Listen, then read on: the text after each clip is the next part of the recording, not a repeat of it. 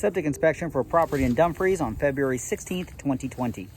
We have been hired to inspect the septic tank and its components up to the distribution box. So this is what we have. The house has a sanitary sewer line that's possibly made out of PVC, however, not confirmed at this time. That goes from the house into the septic tank. The septic tank is buried 3 feet deep, and it is not access ready for maintenance, service, or inspection. We went ahead and exposed both the inlet and the outlet side of the septic tank. Once exposed, we sent in a sewer video inspection into the inlet up to the house, and then outlet out to the possible D-box. And these are our findings.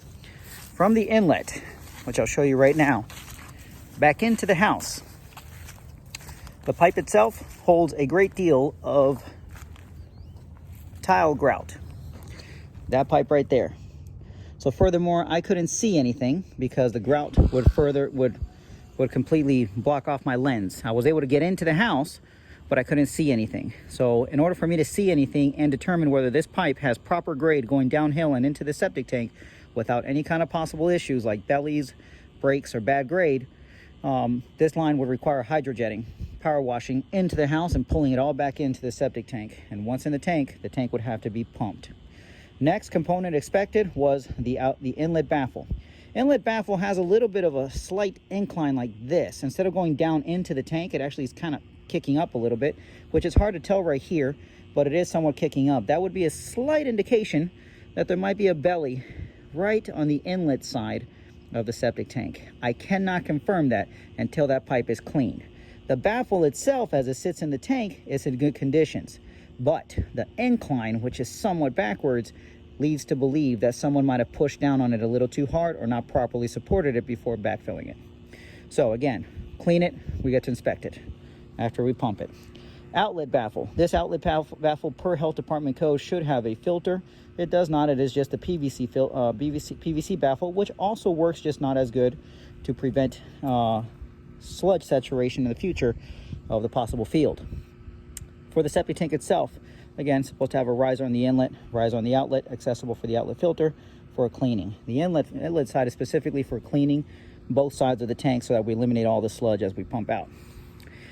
The pipe from here over into there starts out as Schedule 35 PVC with proper grade. It's actually beautiful how nicely it screams downhill, okay, until it transitions into corrugated pipe. Let me show you. Schedule 35 PVC, transition to corrugated pipe, and then this is where we got the surprise. It dead ends. Dead ends in a bed of gravel, similar to a dry well for stormwater. I cannot tell if this system has a distribution box or a distribution field. I don't know at this time. So with that being said, this is pretty much how it's set up. This PVC pipe is a header line, and we have a 4-foot filtration line, which for a house that size, yeah, there's no way that passes.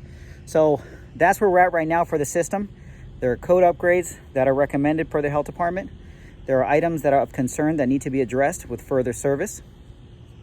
And of course, major concern is the lack of a D-box and the unknown whether there is one on property that's abandoned and a filtration field.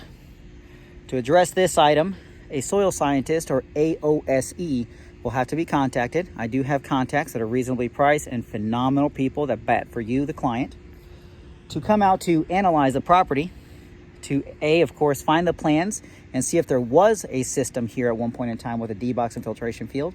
And if not, he'll have to come in to analyze the property to look for ground that is good enough to be able to filter. Okay, so that's gonna be recommended for this side. When it comes to this side, as you know, I don't do hydrojetting, but I can definitely contact you a contractor. They'll do it for reasonable rates, and we go ahead and do it from the inlet baffle, shoot up and clean it out, and then pump out and get everything cleaned up. Again, I understand that I'm not sure if we're going to go ahead and move forward with the accesses, with the risers and the filter, but those are strongly recommended. So that is my septic report. If you have any questions, my name is Ricky Salinas. I'm with Freedom Plumbers. My phone number is 703-895-4109.